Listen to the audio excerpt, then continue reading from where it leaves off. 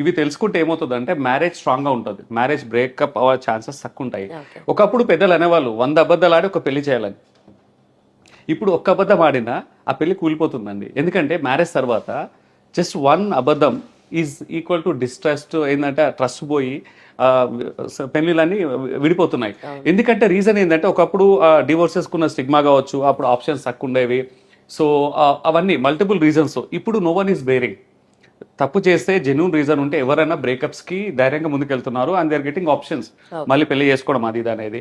So ఇక్కడ అది love marriage కావచ్చు, అరేంజ్ మ్యారేజ్ కావచ్చు, దిస్ క్వశ్చన్ అప్లైస్ రెండింటికి అప్లై అవుతుంది.